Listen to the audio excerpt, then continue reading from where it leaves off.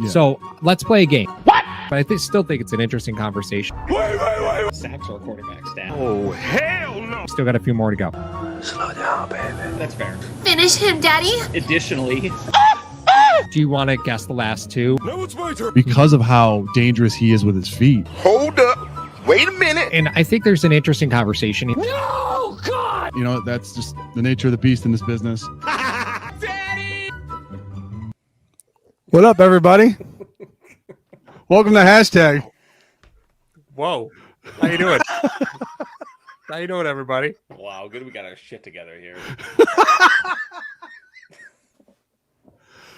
Welcome, everybody, to Hashtag Sports presentation on the Buffalo Bills versus Tampa Bay Buccaneers post game.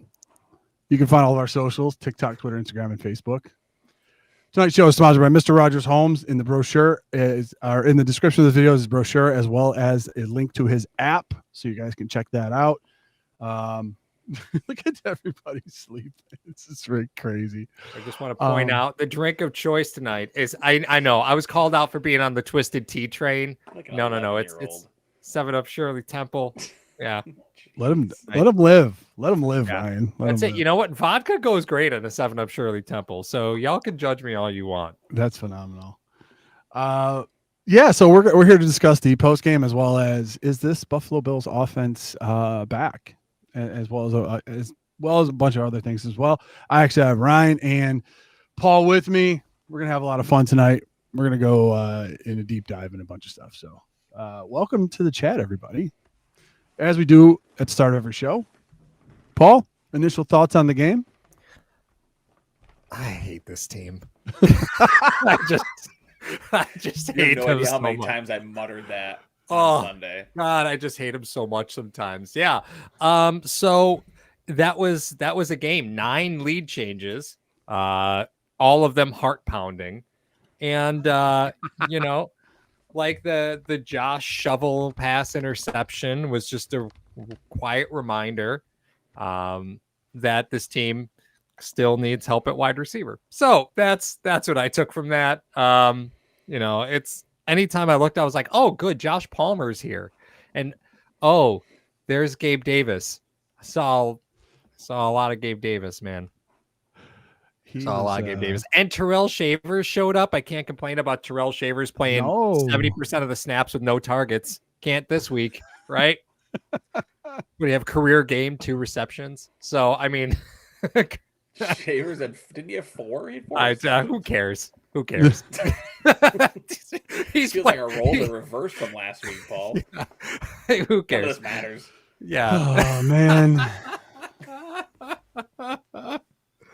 Yeah. Ryan, you were you braving the cold weather? I Were did. you there? Yeah. I had a buddy come up from New York City. He's a Bucs fan, so we try to do a home and home whenever they play each other. So yeah, he came up. We went to the Rock Pile Report tailgate, which is always a good time behind Doc's lot there. And yeah, I mean the wind was brutal, man. It was a cold day for being 45 degrees outside at kickoff, but yeah, it was good. It was worth braving the weather to watch a game like that. No, I talk about things I didn't expect to hear tonight. Ryan said it was worth it. Hey, I mean, listen, is this team fixed? No, right? There's a lot of problems on this football team, and there's a lot of problems on both sides of the football. Like they still need wide receiver help. They seem to have forgotten how to run the football. Defensively it's back to like 2023 defense where you're going to get like 2 plays a game, and God help you if Josh Allen can't cash in on those 2 opportunities that you're going to get per game. And I mean, but at the same time, it's like, this is the reminder, right? Whenever you've got that dude on your side of the football, like, he can go sicko mode at any given time. And when that happens, like, it's fun to watch. It's like, did you guys see the clip of him running the last touchdown in? I don't know if it was him that was mic'd up or somebody was mic'd up, but he's just laughing like maniacally as he runs across the goal line carrying defenders with him. He's just cackling. And it's like Josh it seemed like he got a reminder of like what it feels like to play a game like that. He hasn't played a game like that all season. Like he hasn't played a Josh Allen just sicko mode football game, chaos Josh football game from start to finish. I mean, Mario, we talked about it in the chat, right? Like when that game started and he threw that interception to start and then he came out in the next series, it was like his elbow was dropping, like his footwork was off, like it was like, what did they do to this guy? And then something switched Yeah. and like he just took off and it was a fun game to watch, whether they're fixed or not. I mean, it was fun. And that's kind of all that matters at this point for me, because I don't think this is a Super Bowl roster. I don't think this is a team that's going to win a title the way it's constructed, but it's constructed the way it's constructed, right, wrong, or indifferent. And when you've got that dude on your side, like, I guess you always have a chance. Yeah, it's with people talk about windows all the time. I don't think the Bills' window's closed because you have him back there. You know what I mean? I think he gives you a chance in any game to explode like that, and you have a good game. And I'll see the Josh Allen woe is me type attitude. You see it on his face. You know what I mean? He can't hide it. You know what I mean? He looks like the deer in headlights sometimes when he's out there. And then in the third quarter when he was cooking, you saw him like laser focused when he was reading the defense and calling plays and audibling out and doing this and that in the third. And it was one of those times where we've had a few games this year where James Cook was just taking over and he was just running the ball and they were getting great runs and they were averaging a lot and you didn't need Josh.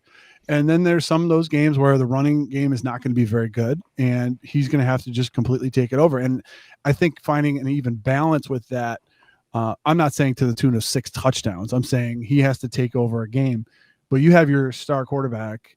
I mean, has 6 touchdowns and you win by 12. We got to take a very hard look at the other side of the ball. Now, the defense showed up in spots. I mean, that first interception that Josh threw, defense was able to hold him to 3. That was phenomenal. And then, but you got to realize there were some guys missing on that offensive side of the ball for Tampa Bay, and they're playing in a very, trepidatious weather, as we mentioned in the onset. But all in all, he started to lock in. It looked like he started to finally have fun. Like you said, he's like, you looked at him and you're like, he's having fun out there. And and when Josh is relaxed and having a good time, he's clicking. And Paul, like when you were watching that game, did you happen to see like a transformation of him? Like, were you, obviously the Bills were trading back and forth. Seeing Terrell Bernard get juked and outran by Baker Mayfield is not something you want your starting middle linebacker to have happen to him. No. Like it's, and I said it last week, guys. McDermott is a heck of a defensive coach when Luke Kuechly is in the middle of it. But you don't have Luke Kuechly in there. You had a freak that you drafted with Josh Allen in the middle of that defense, and his presence alone literally terrified some people. I'm not going to lie. But now you got Terrell Bernard in there who can't get off blocks. He's too small in the run game. He's too slow to get to the sideline to get some of these guys. When he blitz, he just gets swallowed up by a guard. Like it's upsetting because you need that middle of any sport to be solidified. And you seem like, you lost that Oliver. You got a couple of horses up on that front line. And then like Cole Bishop seems to be getting it back there. But then that middle is like, there's a void in there. And Shaq Thompson needs to come back. Yeah. And how painful is that to say? Yeah, they're missing Ed Oliver and Shaq Thompson up that middle, up that spine of the defense really bad right now. I mean, Jordan Poyer, 15 tackles. Like that should not be a thing in 2025. No. Like that cannot be a thing where Jordan Poyer has 15 tackles in a football game. Like hard stop. Right. Mm-hmm. Like I will say it seems as though and this is a McDermott thing. Like it seems as though he's comfortable with what he's got in the secondary. It feels like he's figured out the combination that he wants, right? Right, wrong, or indifferent. That's what Sean McDermott does as defensive backs. And it seems like he's got the guys that he wants. He's got Bishop, he's got Poyer. Poyer seems to have elevated Bishop's play since he came back and he's been an active participant. Bishop has turned a corner. He's got his situational, rotational play between Trey White and Hairston. again, whether you agree with it or not, I tweeted during the game, like, can we talk about the fact that Harrison hasn't touched the field in the first 3 defensive possessions? But they don't like Hairston in run support, and it was a heavy run game. They played Trey White early, and it was Cam Lewis and Taron Johnson on the field at the same time to give them flexibility in that dime nickel type of formation, and that's what they're going to have to do until they can play 3 linebackers on the field at the same time again, which is when Thompson comes back. But when you talk about a defense that's struggling and not playing really well, like, it seems like he's got at least one of the situations figured out, which is in that secondary. And I think that's the start if he's going to turn this defense around. And I say he meaning McDermott, not Babich. This is McDermott's defense now. Like, again, that it's going to have to start with that secondary. Well, and Cam Lewis only played 17 snaps yesterday. So 1 tackle, which, I mean, in previous games, with no Taron Johnson, he was at 60 and 49 respectively, right? 100% of the snaps, 92% of the snaps, and then drops down to not even 25% of the snaps yesterday. So, you know, I think there's something there. I'll be honest with you again, like, if we're talking about what I'd like from Taron comes back and instantly steps into 50 or 72% of snap counts. He took 51 snaps yesterday, Taron. So I didn't like how he played at all, though. I mean, first game back, right? Like, we know this is what happens. I mean, that's their guy. That's it. Doesn't matter how Cam Lewis played before that. Taron is their guy, and they're going to go back to their guy until their guy loses the job when healthy. That's what it is. That's what this team does. So expect to see Cam Lewis have to earn snaps back, which is a shame to have to say, but that's the reality of the situation. Cam Lewis is going to have to earn snaps back, which is, again, crazy to me. As far as mentioning it offensively, I actually, and the Bucs are in bad shape offensively, right? You look multiple starters out.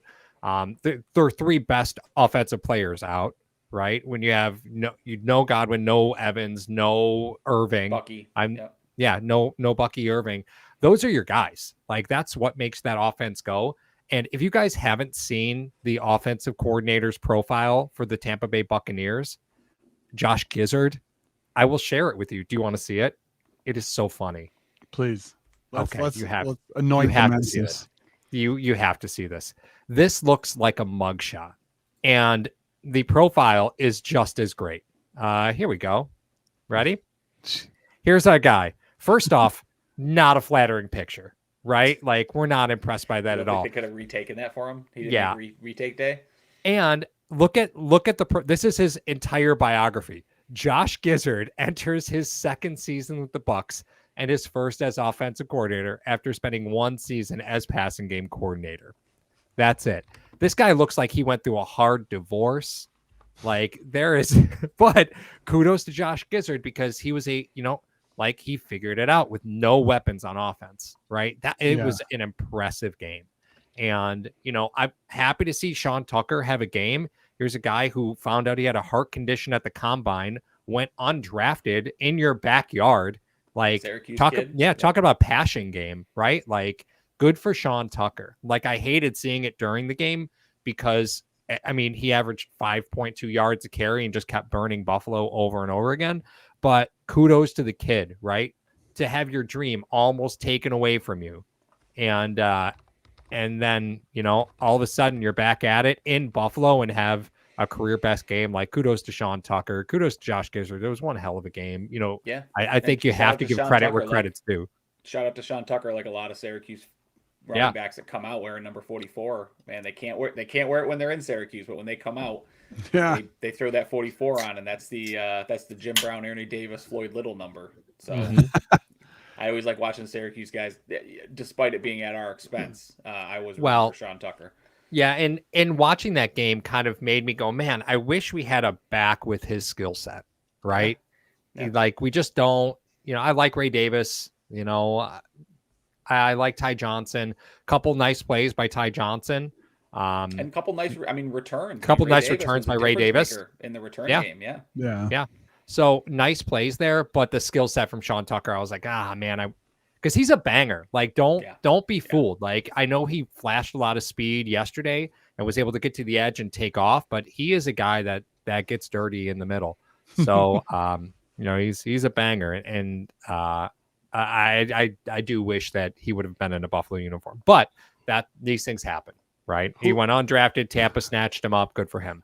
Paul, who's a running back for the Cardinals that you loved in fantasy? Oh, David Johnson. David Johnson. Yeah. David Johnson. David Johnson. He is not. Yeah. No, because he can't run between the tackles. Yeah. David Johnson was the greatest exterior threat of this generation, but do not ask him to run to any gap that starts with a single digit. The gap starts with a single digit. Don't have him go there. Oh my God. Yeah. Mario offensively, like, yeah. I think one thing that's interesting to think about is how important it clearly is to Josh that he has a guy that he can trust in big moments in the passing game. Like, it was Gabe Davis yesterday, right? A couple third downs. Yeah. They get down to the goal line and he tries the slant to him, and it's a typical Gabe Davis, right? Just right off his hands. And that, should have been a touchdown, but was it off his hands? I couldn't tell. It went right through his hands. It did. Okay. I thought he got tipped. Yeah. But then they came back, right? He came back and he hit him on that 4th and 4. And it was like, I need 4. Who's going to go get me 5? Gabe Davis was there to get him 7, right? Like, he had no choice but to catch that one, though. But we've talked about this, right? We've talked about this situation where it's like, Josh needs to know where he's going in those moments. Like, and if it's not there, it's 4th and 4. Where's my guy? If my guy's not there, I'm going, right? And like, we saw that from Josh finally, and it seemed like, they took the deep shot to Hardman, and again, like, I screamed it in the stands. That's why Mahomes ran him off that roster, right? Like, because he drops those balls, like, he doesn't get to all those deep balls, and that's what eventually got him cut from the Chiefs. Is he dropped one too many of those, and Mahomes is like, I can't trust this guy. Like, he's got to go. So he got cut. But you saw, like, it immediately, like, Josh trusted that guy and Brady trusted that guy to take a shot, right? Like, he finally had a guy on the roster where it's like, my guy's faster than your guy, and I'm just going to give him a chance at it. And then on 4th and 4, I got my guy. Goal line situation, I got my guy. Like, those are supposed to be, those shots that he took to Davis, those are supposed to be Coleman routes.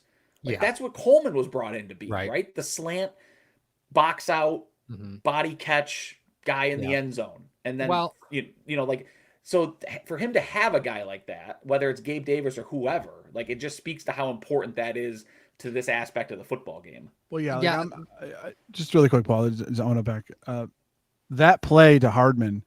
Like, I'm not in the film room. I'm not in the coaches' meetings and stuff like that. But if you look at it, Shakir's wide open on the dig on that route.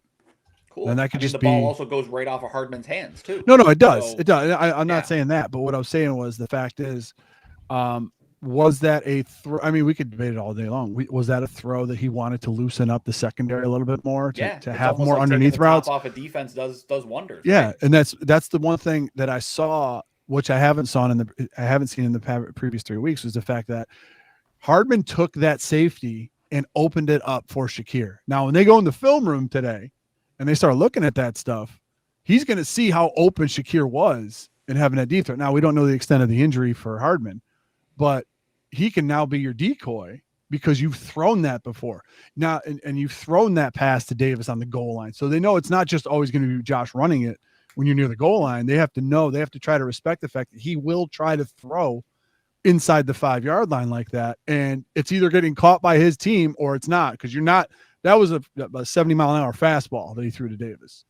I felt bad. I felt bad for Gabe Davis. They're like, you better be making more than the league minimum to take a fastball off the chest from Allen from 3 yards away.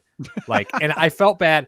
I felt bad for I think he threw that exact same pass to Shakir later in the game. Like in the 4th quarter, he came back with that to start one of the drives and just put it right into Shakir's chest. I felt terrible for him. But Mara, I got to ask, right? Because the question's going to get raised, so let's just raise it now, right? So no Coleman, insert Gabe Davis, right? So you have Terrell Shavers, 4 receptions on 5 targets for 90 yards. James Cook, 3 of 3 for 66 yards. How about that? I know, right? So I think this is the idea. first time all season where there were 4 Bills receivers who averaged more than 20 yards a catch. Right? That's a big number, right? That's a big day. Have a bunch of receivers average 20 yards or more per catch.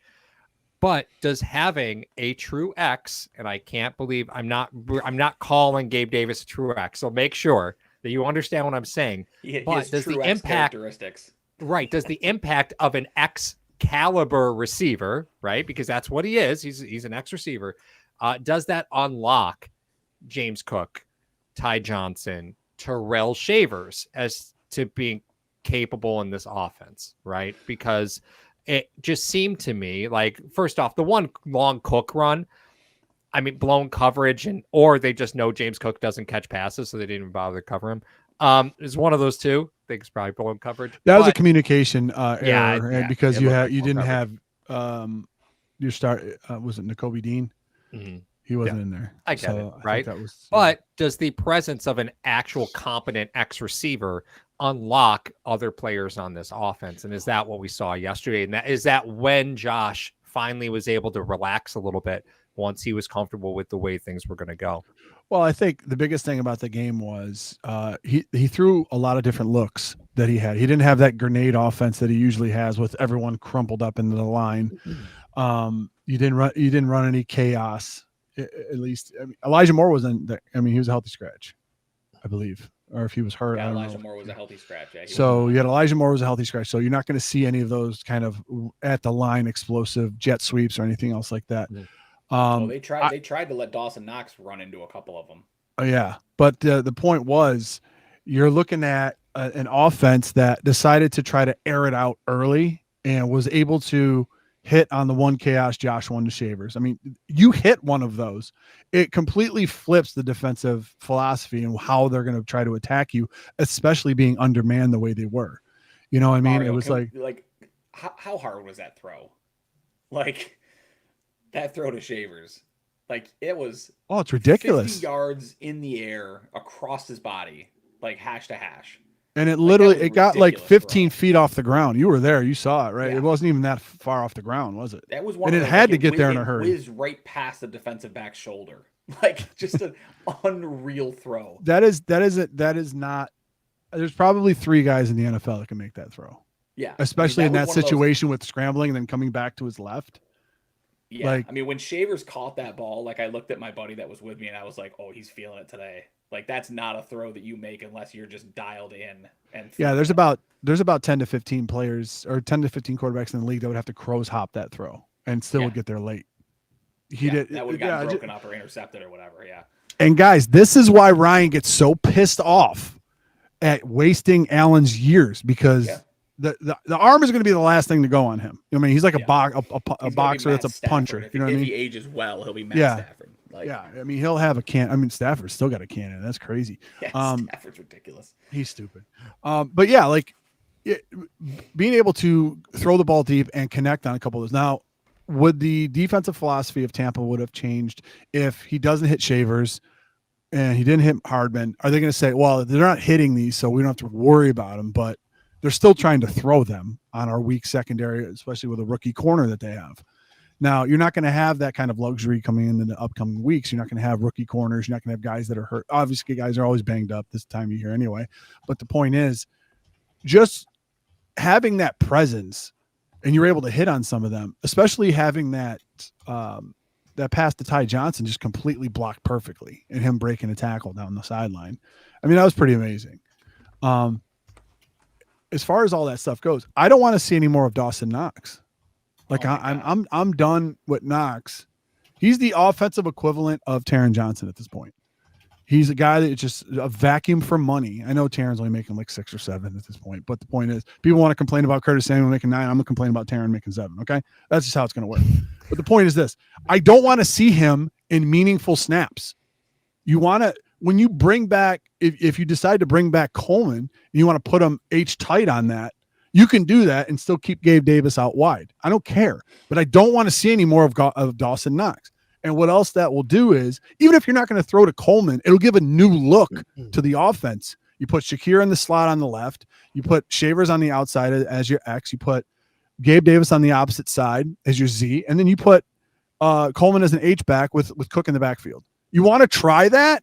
I'm fine with it. This offensive line seems to be able to do wonderful things with that. And I don't know how good Coleman is as a blocker, but he's a big dude. He should be able to get into somebody's way, but it'll offer a new wrinkle. I'm not saying you have to throw it to Coleman. I know we're not really happy with Coleman right now, but the point is this. I don't want to see any more of Dawson Knox. And unfortunately, we're going to see him until Kincaid comes back. No, even then, you're going to continue to see Dawson Knox. He had 3 targets yesterday, right? Like you're just going to continue to see Dawson Knox. Yeah. It's just the way that it all rolls out. Now, if we take a look down the road here, right? So looking at the remainder of the Bills' schedule, we talked about this last week. How are we feeling about the remainder of the schedule? You go at Texans, at Steelers, and then back against the Bengals. Bengals have it rough, actually. Bengals go Ravens, Bills, Ravens. So, and I think Jamar Chase got suspended for a game for spitting out Jalen Ramsey next week. Yeah, he's going to miss the Patriots game, which isn't great for the Bills, right? Because you really want the Bengals in that game.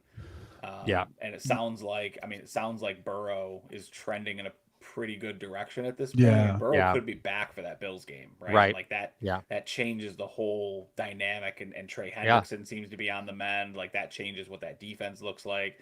You know, this is not a easy stretch of schedule here for the Bills. Like this is a season defining stretch for them, because if they're going to hawk down New England, like these are games they have to win, right? Like they are in desperation mode at this point, because they're 2 games back with a game in hand for New England, and like you only get to see them one more time, and you've already dropped a game to the Dolphins. So like the Texans are the best pass rush in the NFL, not named Myles Garrett. Like, I mean, Myles Garrett is just on another level right now. I think he's at 15 sacks. Yeah. At this point, like he's on pace. I saw Mario. He's on pace for 25.5 sacks this season. Like, stupid numbers, right? So besides him, like the Texans are the best pass rush in the NFL, and by a margin. Like this is a really, really good pass rush for Bills fans who haven't seen the Texans yet this year. Because why would you watch the Texans this year? They're just awful up and down. They're a really, really good pass rush. Danielle Hunter. And they've got Will Anderson, just really good. Then you got the Steelers, right? Like, you don't know. I mean, Aaron Rodgers, fracture in his wrist, but as long as he can grip the football, like they're going to put him out there. It's his left wrist. It's not his throwing hand. So they're going to put him out there. 7 games remaining. They have 4 teams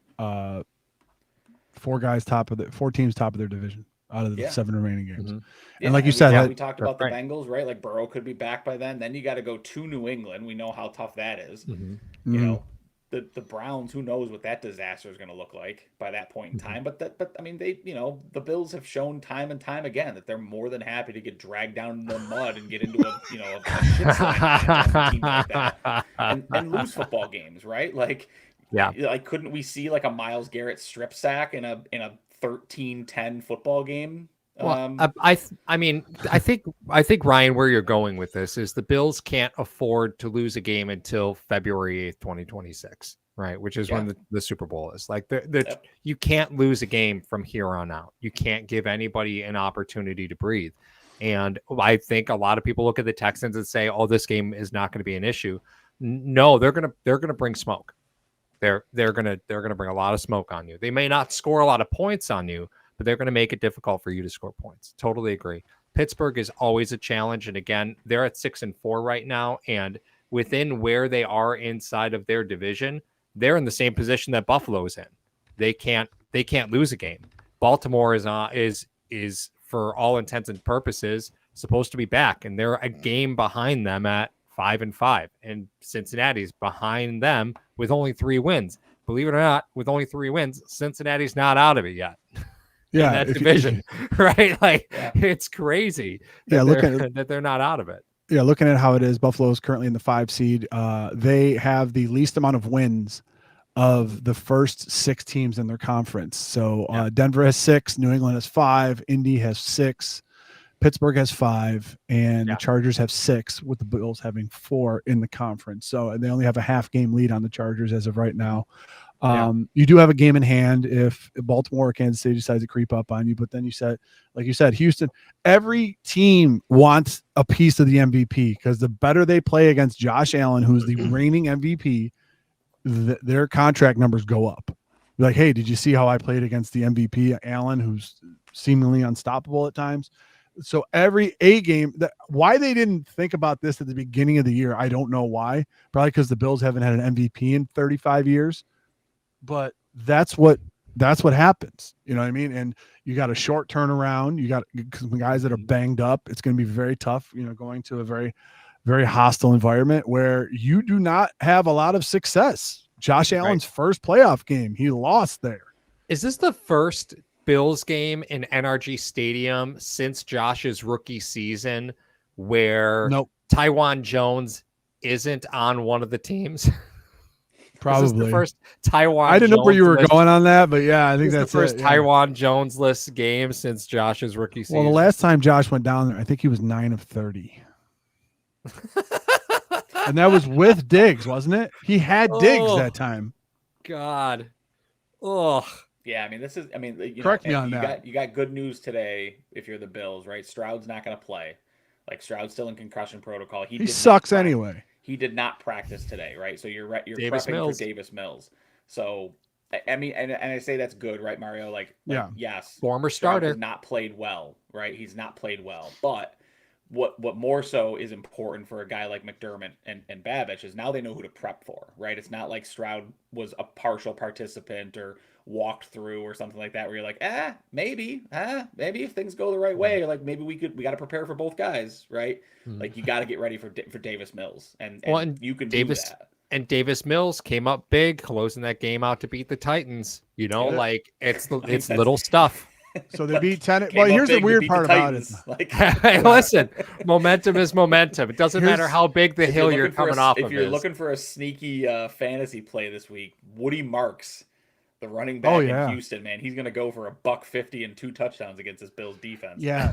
Why did he go to Syracuse too? No, but it's like every running back in the NFL is going to have a career game against the Bills.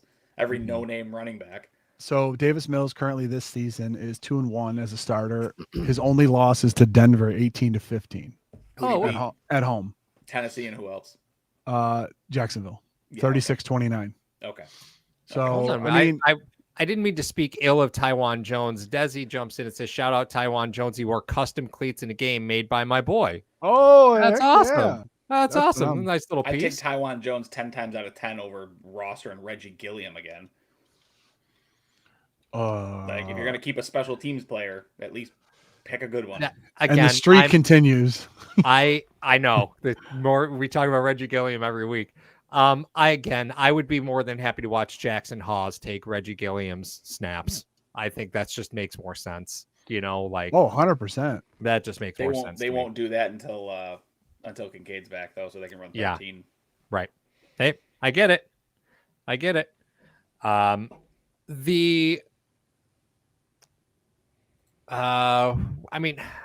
Speaking of going back ends, to the schedule, can we talk about the Pittsburgh game? That's what I was going to say. Let's go back to the with schedule. Darnell Washington just rumbling through the Bills secondary.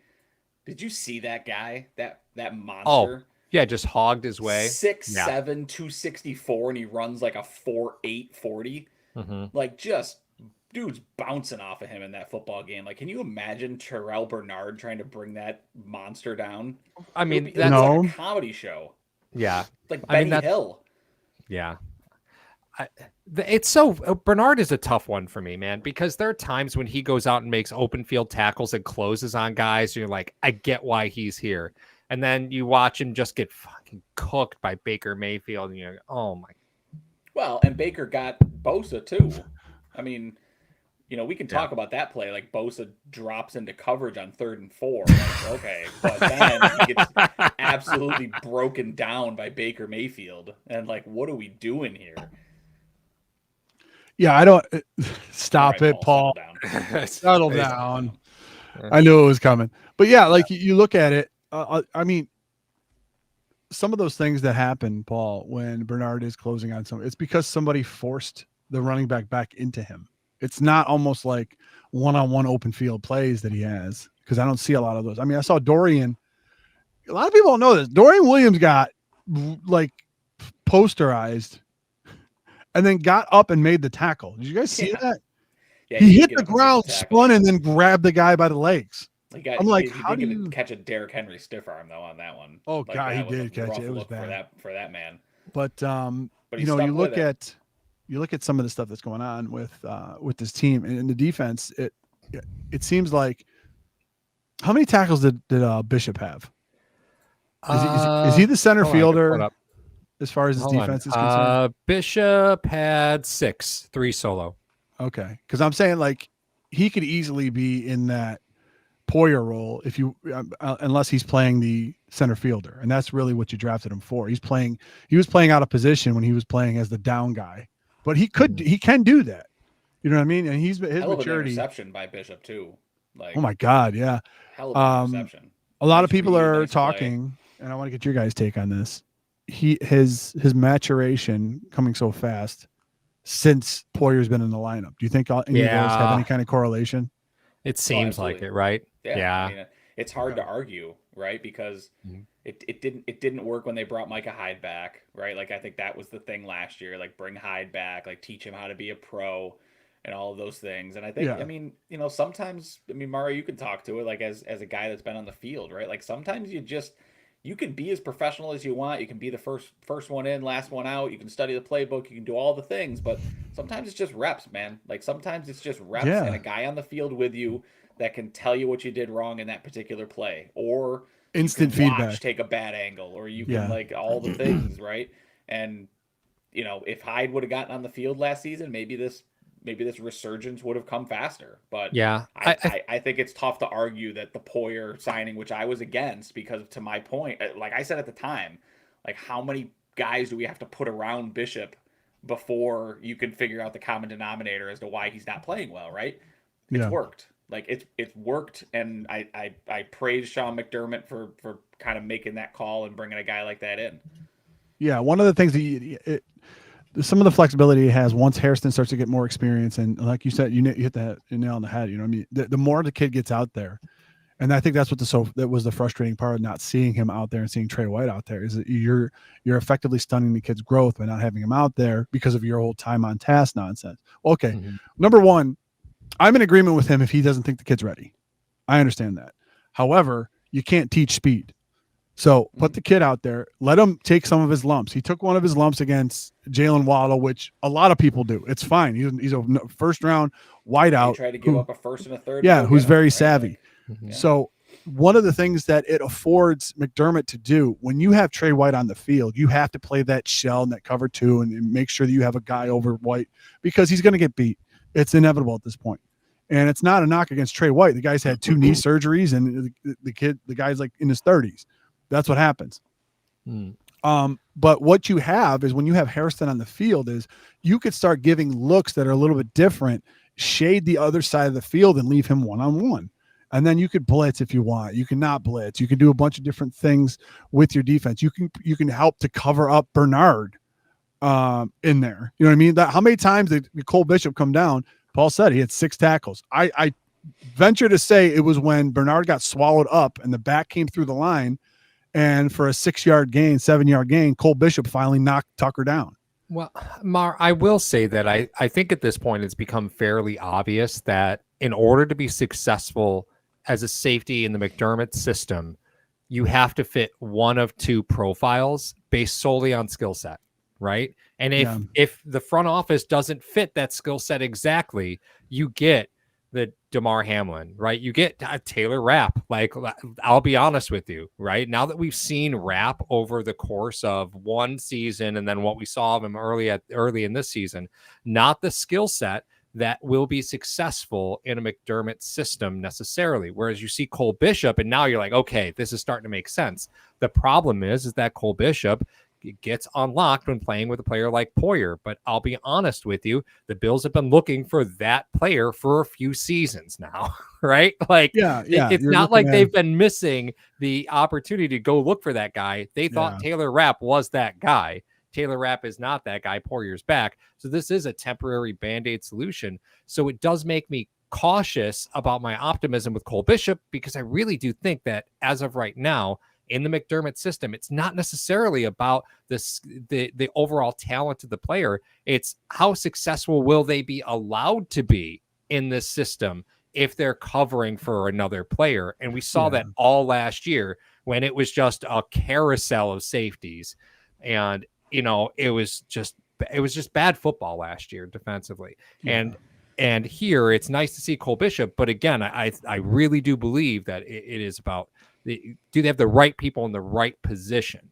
Not necessarily let's get the most talented guys here and their talent will win out. That's not the way that McDermott wants to run this defense. I think part of that move in keeping Rapp was trying to keep some consistency for Bishop in terms of a battery mate, right? Like I think there's a lot to be said for that. And that's why they kept Rapp and didn't go after another safety that probably would have been an upgrade for them as Rapp started to kind of fall off towards the end of last season. And the way he plays, like you knew he was going to miss time this year. He just plays like a heat-seeking missile, and you can't play like that at your age in today's NFL. So, I mean, I think all that said, Paul, like to your point, like I think this is a Band-Aid, but I think it was a Band-Aid by design because they wanted to try to keep some consistency for Bishop, try to keep things as consistent as possible in terms of reads, in terms of what he needs to do. And now that he's figuring things out, I think in this coming offseason, I think you're going to see them really target that safety position and say, okay, we got to put somebody who's talented on the other side of this kid so that he doesn't have to cover up the deficiencies of whoever he's running with and things like that. And that's kind of, like what comes next now that we've talked about the secondary and what they've seemed to figure out, right? It seems like Hairston's playing pretty well in coverage. To your point, Mario, like let's get him more reps, let's get him more exposure. You can go into next season with Benford and with Hairston. You've got Bishop. You've got one position that you've got to address, and then you got two nickel corners that you can like. Whoever wins the battle in camp, like it's your job. So it makes it a lot easier from a roster construction standpoint next year to see what Bishop is doing this year. It obviously helps this year, but I think it makes it a lot easier from a roster constructive perspective because you're not looking for two safeties. You've got one. Now you can just go out and get another one. That makes it a hell of a lot easier for Bean. Well, I'll say this about Rapp. Number one, he embodies the one trait that McDermott wants in a safety, and that's like you guys mentioned it, maybe in a negative tone, is the heat-seeking missile part of it. Yeah, I think he wants safeties that come up and want to hit. That's number one, because what that effectively does to the offense is you got to keep your eye out for him, or else you're going to get smacked. That's number one. Number two, there were a couple of games this year that I wish this defense had a guy like that with a little bit of attitude, a little bit of a chip on his shoulder, and didn't care. I wish, in a few games that they had a guy like that. I mean, that's the positive things that I would like to say about Rapp. When Rapp comes back, if he comes back, I would not mind putting him in rotational role with Milano. I don't mind that at all because number one, gives you another different look. You think it's a safety there, but he's actually playing outside backer. I just looked it up. Bernard is 6'1", 2.25. Rapp is 6 foot 210. Like, what are we talking about here? Like, it's like what you have your starting middle linebacker is under 225 pounds. Like, what are we really talking about in this defense? You want guys that fly around or heat-seeking missiles?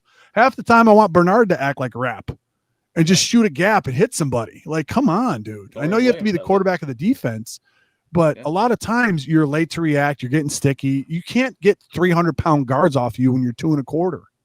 It just doesn't work. So as far as Rapp goes, like I think we've seen, barring injury, I think we've seen the last of him in the secondary. I will go back. Yeah, except he hits our guys. You're right, Kev. I wouldn't mind seeing Trey White back there. Oh God, here we go. God. So I do want to point out that if we're going to talk about the Cam Lewis, Teron Johnson battle for 2026, that Cam Lewis is in a contract year. So I think that's important to call out. And he is an unrestricted free agent in 2026. So again, that's going to be what it is. He's putting good tape out there, right? So people are going to be interested in him. The downside is that Teron Johnson is in the middle of a contract, and he's going to cost you about you're only going to save like $2 million if you cut him, right? So, Yeah. I mean, you save money, yes, right? But you only save about $2 million if you cut him. So, all in all, are you robbing Peter to pay Paul? You cut Teron Johnson, the money, you're not saving enough money to also sign. You're just going to camp. Spot. Yeah, you're going to give that money back to Cam Lewis anyway. Like at that point, you might as well just keep Teron if it's 6-1 in your eyes, right? Like Teron came back, he's the starter. So that's what you're going to do until Cam Lewis overtakes him. This isn't a conversation because financially, again, it's just you're probably going to walk away from Cam Lewis if he gets even an offer for $1.5 million a season next year, like barely above league minimum. It will be a raise for him. So, just keep that in mind. Love Cam Lewis, wish him the best. Whatever you do, whatever you want to do, if you're paying him more than $2 million, it's costing you more money than just keeping Teron. So just keep that in mind. Teron's making as much as the entire secondary right now. Yeah, pretty much. Yeah, pretty much. What? Yeah. Yep. Take that one into Tuesday, guys. Yeah. Listen, these are the things that you have to do. But when Teron was re-signed, people are like, oh, that's a great value for the best nickel corner in the league. And here we are, not even 12 months later, going, how do we feel about that? Right? It's amazing what, and Teron hasn't even been, I think that's part of the problem is Teron hasn't been healthy, which was the issue when Teron signed that contract. People go, but he's always hurt. And wouldn't you know it, right? Here he is hurt again. So I wish they hadn't given him as much signing bonus money. It's about $2 million a year. So I wish they hadn't done that. I also wish they hadn't put 3 void years on that contract either. So I wish those were things that they hadn't done. And kind of gave more of like a roster bonus to kind of guard against the fact that he's consistently hurt. And then you could walk away from him with roster bonuses that's cap savings. But oh well. So right? when did he sign that deal? He signed it in 2024. Yeah, that deal was the Teron deal. I thought it was I didn't think it was this offseason, Ryan. I thought it was at the tail end of last year. I thought that was an in-season contract. Okay, because I'm just going through it. He had played from 2020 to 2023. He was injured for 1 game. Now let me go back and look. And since then, he's been inactive for 8 and played 18 in the past 2 years. Yeah, it just says, unfortunately, Over the Cap doesn't give me the date that he signed. It just said that it was an extension in 2020, signed in 2024. Well, he was injured for 9 games in his first 2 years and then played every single game, being injured in 1 since 2020, from 2020 to 2023. So 4 straight seasons. March of 24, Paul. So last offseason. Yeah, last offseason. So they figured that since he's healthy for 4 straight years, he's going to be healthy, but that's not how it works. That's not how age works. Yeah. So. Well, I think when we talk about healthy, we talk about he didn't miss a game. We look at that game's stat. Remember Arian Foster? Yeah, day to day for his whole career. Yeah, right. Teron is that player, right? And I guess that's another thing. Looking back at this Thursday game, just to wrap it back around, because I know we're coming up to the end of the episode. We probably got to talk about the game on Thursday.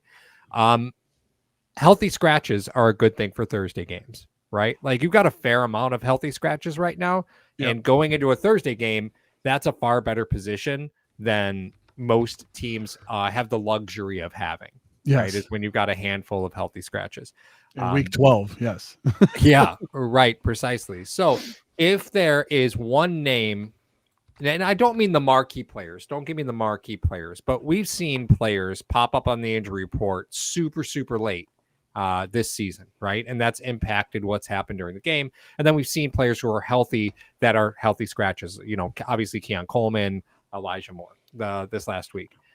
So what's the name that pops up late on the injury report that might not be like the headline name, but you go, oh man, that I did not need to see that. So what's that Wednesday injury that you're like, like the one that pops up, it's like illness. And you're like, oh, I don't love that.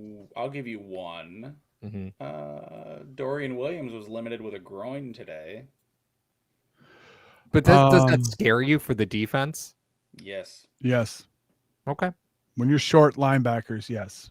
Okay. I mean, like, right. And a groin is no bueno. That's one that just does counter- not go away. Counter with Shaq Thompson was a full participant with his hamstring, right? So, like, does that still worry me? But yes, I'd rather have an active Dorian Williams than, Joe Andreessen getting snaps if somebody gets hurt. Like, absolutely. I'd rather have a full battery of linebackers. Mm-hmm. But that's the name that popped up to me where I went, Bernard, ankle, limited.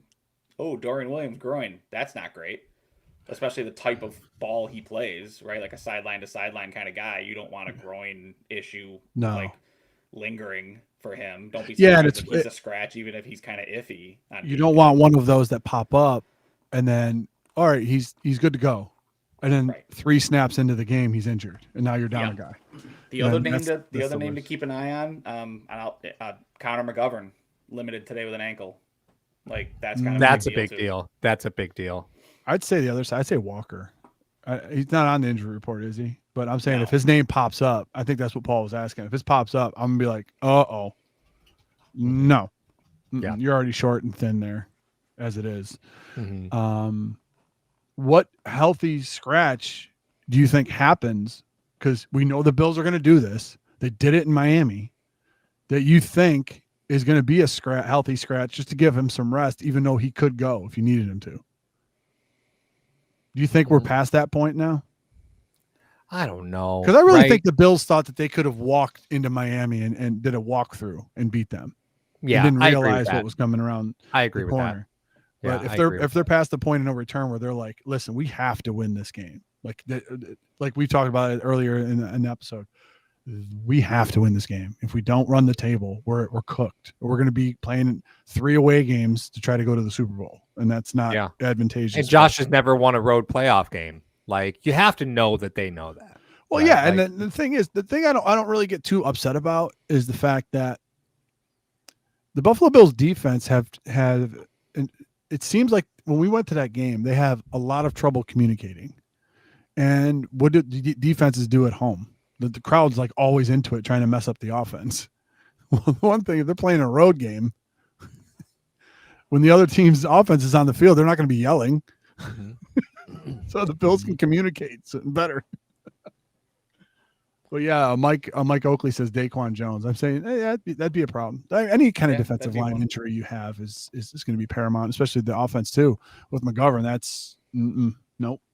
Don't like that. Jordan Phillips limited today with a wrist. I mean, and listen, right? Like, you can look at the Houston Texans injury report from today and do the same thing.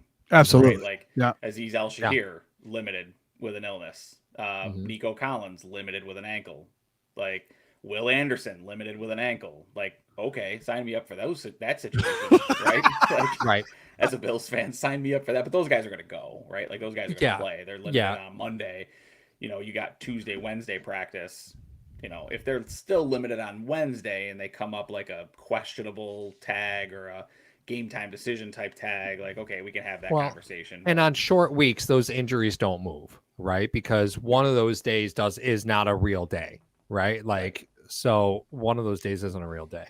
Well, I mean, today, right? Like today's not an actual practice, right? Like, they didn't do anything. Correct. So, so one question I have is do we expect, with Hardman probably out for this game, like, do we see Elijah Moore back active again? I feel like he picks up that punt return role, right? Because even though Ray Davis was good, he has. He's returned kicks. He's returned kicks. I don't think he does punts. It'll probably still be Shakir doing punts, right? Shakir will probably do punts, but then you lose that aspect of your game. I mean, I know Shakir can break one. He's a pinball, but most of the time he's going to be focused on the offensive side of the ball and just trying to get a fair catch just so they can start moving it, which, truth be told, special teams played a very sneaky role in that game for the Buffalo Bills. I mean, it kickstarted a lot of their offensive drives. So, I don't know. We'll have to be very conscious of it. Yeah. I just want to point out, Elijah Moore, he returned returned Yeah, in 2 2023. Yeah, in Yeah, he's 2023 returned 2 with kicks Cleveland. in 5 seasons. So I mean, Yeah. Hey, listen, it happens. It's happened. We had Micah Hyde as a punt returner, so let's not pretend like we care about punt returns. Let's split hairs here. Let's not pretend like this has mattered. Do you guys want to play a quick game before we head off? Certainly. Yeah. So let's go with the last. I mean, I'll say 10, but I don't think you guys are going to get these 10. The last 10 running backs who ran for 150 yards or more against the Buffalo Bills. Against the Buffalo Bills? Yeah, who's typing? Who's typing? That's Ryan. You cheating ass. Against the no, I'm trying to pull up the injury reports again because I lost. Well, I'll go. Who are the last? You don't have to give me the year, right? But I want to point out that when I say the last 10, this goes back to 2002. So this goes back into the Wayback Machine. Henry did not. Kamara's done it. Rush for 100 yards? 150. Henry had 143. He had 199. Right? Oh, is that not counting? Is AI not? It might exclude this season. We'll exclude this season. No, it was last year. Kamara do it? No. Last year he ran for 199. There's a guess in the chat that says Mark Ingram. Ajayi? No. Mark Ingram? Mm-mm. No. Dang. They're all name guys. I'll give you one. I said Arian Foster earlier in the show. Arian Foster did it in 2010. He ran for 155. LaDainian? Nope. How far back does this go? 2002. Wow. Nick Chubb. Nick Chubb did it in 2019. Yep, ran for 176. Who they'll see on who they'll see, which is one of the reasons why I bring it up, right? Because Arian Foster is one player, Nick Chubb is another one, right? Yeah, there you go. Question. Yeah, there we go. I'm gonna go with Kareem Hunt. No, interesting. Mm-mm. Nope. So Le'Veon Bell. Bell definitely did it. Yeah, right? Bell. Yeah, Bell ran for 236 in 2016. That was when he was still with the Steelers, right? Yeah. Yeah, I remember that game. I remember that game fondly. Yeah, that's a good time. The most recent you guys are missing, 2021. 2021. I was gonna say Bijan. Did Bijan? No, he didn't have 150. 150 is a lot, man. That's a lot. Yards is a lot of running yards. So 21 would have been probably too soon, too long. Like probably not Jonathan Taylor. It's probably too long. It is Jonathan Taylor, Hill Slayer. Yeah, that Colts RB Taylor. Yep, that's right. He did it in 2021. So right now you guys have Jonathan Taylor, Nick Chubb, Le'Veon Bell. I gave you Arian Foster. One former Bill is on this list. Did it in 2018, ran for 159 against the Bills in 2018. Marshawn Lynch. No. Oh, Shady. Also a no. Wow. Former Bill. Oh, former Reggie Bill. Bush. Did Reggie Bush do it? Also no. Get out of here, Reggie Bush. No, Mario was so excited when the Bills signed this player, and every week we talked about maybe they'll activate him off the practice squad. Duke Johnson. And then he got and then he got activated and then was cut the following week. Or asked for his release. I think he asked for his release. This was recent, guys. This is 2 years ago. Leonard Fournette. Oh, wow. Oh, you're saying, you're pulling up the stats for B. I told you excluding this season. You don't listen. You don't listen. Those sunglasses make you deaf? Said excluding this season. Huh? Yeah. So you do have 1, 2, 3, 4 left. Probably all Hall of Famers, to be honest with you. All Hall of Famers. Probably. I said probably. One is definitely in the Hall of Fame. Peterson's one. Yeah, 2010, 153 yards. Okay. Dang. Yeah. The one is probably Hall of Famers. Yeah, the one is TJ Yeldon. Yeah. Former Bill. Not wrong. Okay.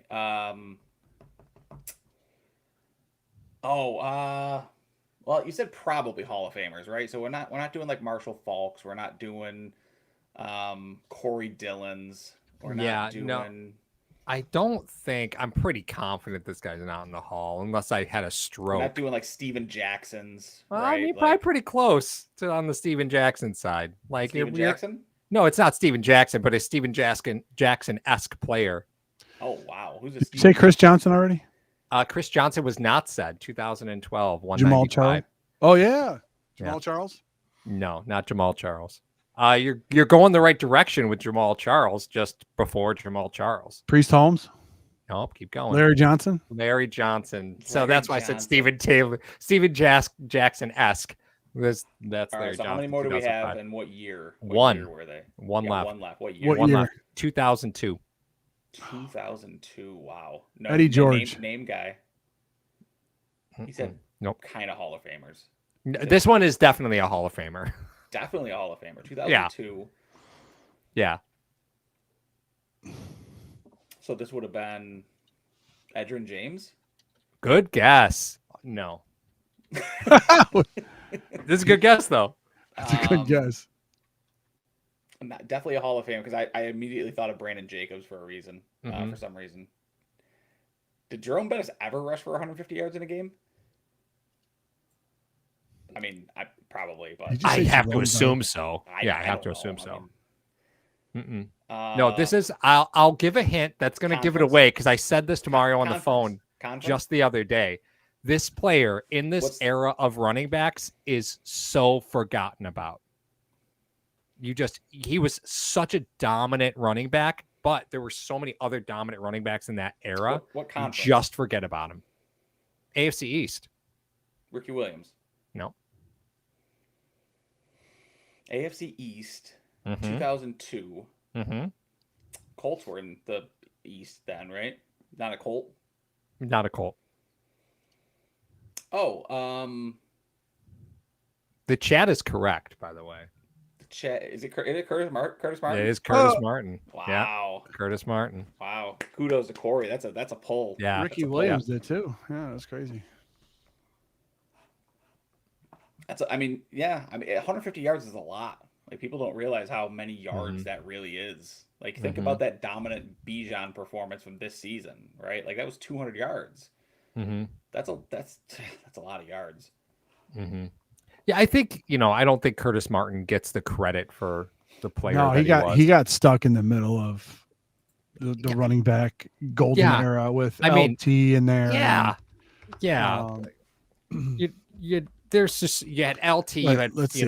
like people forget about Curtis Martin because you think about Falk. Like it's you had just three forget about him. guys. You had three guys that year, like just in that 2002 range. Like that was the year that they had like Ricky Williams, LT, and Priest Holmes. Didn't they all go for over like 1,500 yards that year? I feel like that was like a ridiculous season for running backs.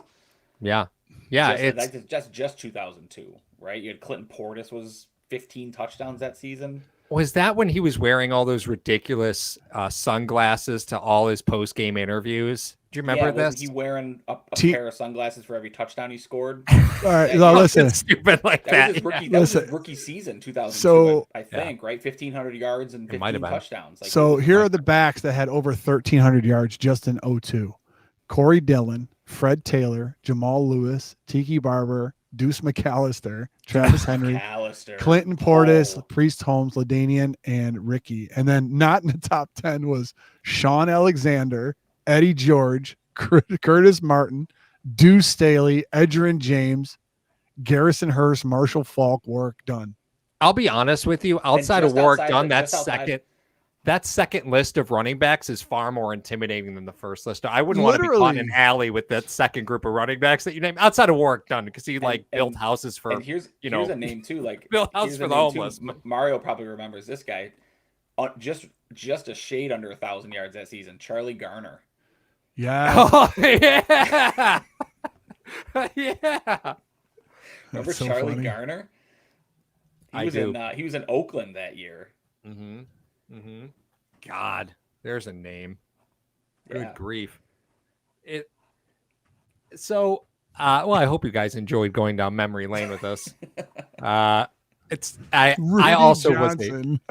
I was a big fan of Priest Holmes as well. I think Priest got his opportunity just too late because he was supposed to be the starter, but then the job went to Jamal Lewis. So he got kind of froze out of the starting job. Think of that. Priest Holmes and Jamal Lewis both on the same team. Jamal Lewis's rookie year. And then Priest Holmes ends up in Kansas City and you know, everybody knows what happened from there. 2002 was the year that Ricky almost went for 2,000, right? Yep. He had 1853. 18. Yeah, 18. And that, I think Priest Holmes had 20 touchdowns that year, I think, too, right? Guys, LT had 624 receptions.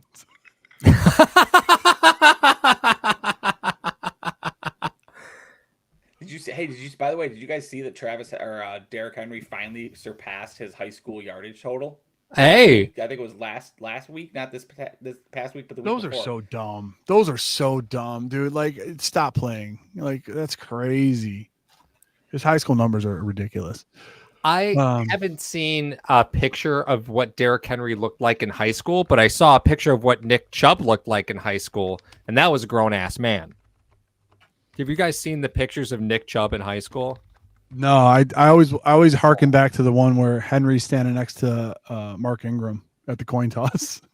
It looks like it's his little brother, previous Heisman winner. It's just standing next to you, and you're dwarfing that man. Yeah, I will show you guys this picture because it just. You said Nick Chubb. I got you. You ready for this? Oh, this is wild. Let's see here. It doesn't look normal. I think, which one is it? Here it is.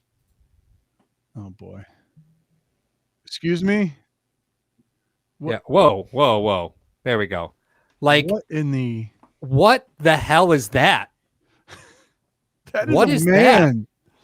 That is a grown ass man at a high school track meet. Like that's crazy. Just look at the size of him. He's massive. Yeah, he is also one of Paul's favorites, just for sheer pictures. Remember Sean Oakman? Oh yeah, with the cut off Baylor jersey. Yeah. He went full Kiko. You never go full Kiko. DZ, he's 15, I swear.